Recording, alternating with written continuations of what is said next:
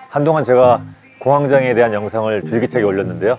오늘 이 영상까지 올리고 나면 공황장애를 겪고 있는 분들이 공황장애를 극복하고 치유하는데 꼭 필요한 기본적인 것들은 다 다른 것 같아서 앞으로는 말의 비밀 올레 컨텐츠에 집중할 계획입니다.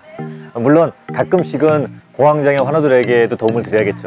그동안 올렸던 영상의 내용은 제가 공황장애를 극복하고 완치의 길로 가기 위해서 직접 제가 사용한 그리고 사용하고 있는 실용적인 방법들입니다. 앞으로 이 영상들이 공황장애 환우들에게 전파되어 그들에게 용기와 희망이 되기를 기대해 봅니다. 오늘은 광장공포증으로 특정한 장소에 가지 못하거나 자신의 활동 영역이 좁아진 분들이 광장공포증을 극복할 때 가져야 될 마음의 자세에 대해서 얘기를 해보려고 합니다.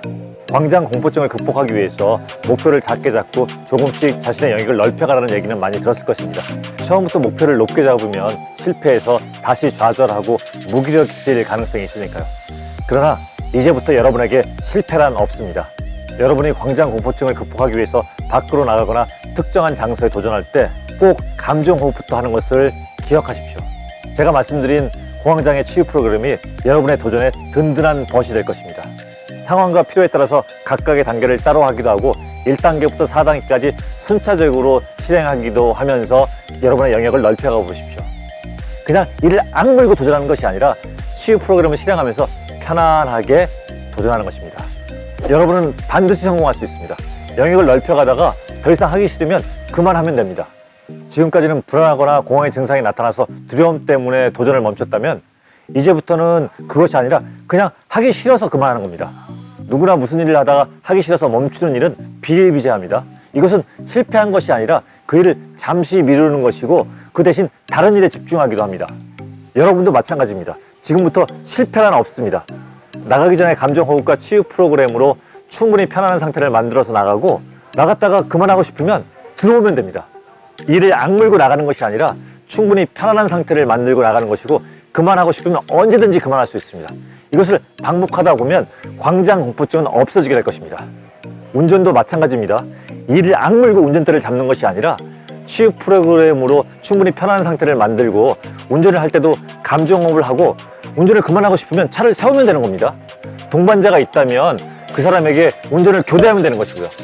중요한 것은 치유 프로그램을 통해서 충분히 편안한 상태에서 도전을 하시고 언제든 멈출 자유가 있으니 하기 싫으면 그만하시면 됩니다.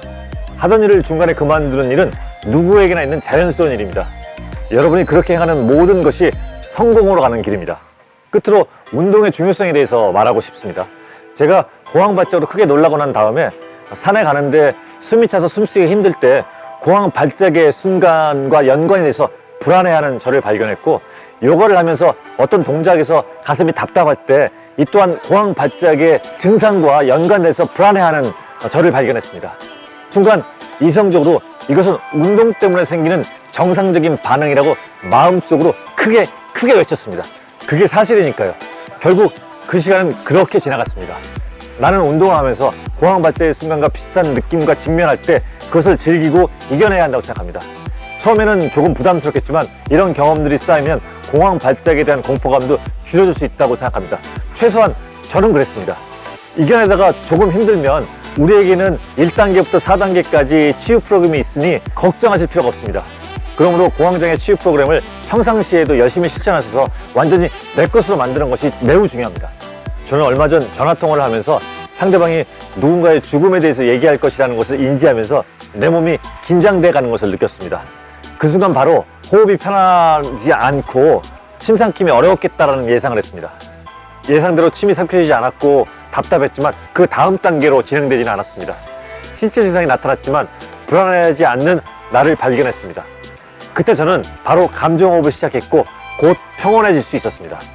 공황장애 치유 프로그램이 없었다면 나는 그날 많이 힘들 수도 있었을 것입니다. 제가 공황장애의 그늘에서 벗어나서 좋아지고 있는 제 경험을 여러분과 나누고 싶습니다. 공황장애와 결별하는 여러분을 기대합니다. 고맙습니다.